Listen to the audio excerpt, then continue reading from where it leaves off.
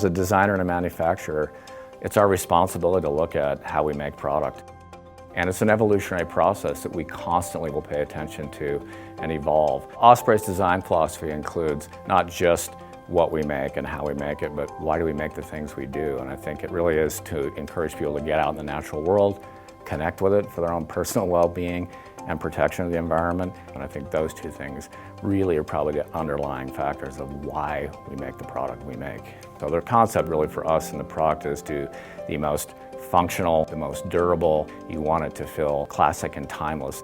Really what you make your product out of has the most impact in terms of environmental impact. So we use high quality, durable, recycled materials, which means you're using about a 50% less carbon footprint by recycling material rather than using virgin petroleum. The second issue is chemistry. All kinds of things from water repellents to dyes. So we've adopted a blue sign restricted substance list, which promotes using the safest chemistry for the environment and you, the consumer.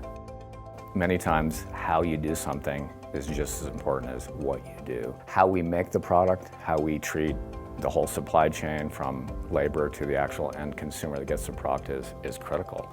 So we have put in a world-class factory code of conduct. This code of conduct talks about appropriate minimum wage for the countries they're in, maximum work week, health and safety, the right to unionize or gather together. And we have a third-party auditor called We Ethic that goes around to make sure that the code of conduct is being adhered to. And that's just as important as the quality of the product you make is how you treat the people in the supply chain.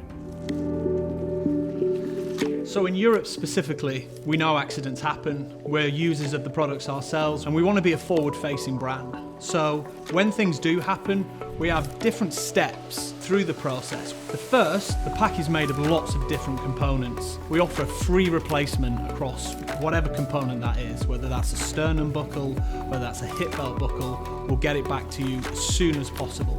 If we do have packs back to us, we take a very kind of simple ideology, which is a repair before we replace. And we actually have 3 kind of touch points in Europe where we have a dedicated repair service. We're actually pretty proud as well. We usually have about a 24-hour turnaround on that.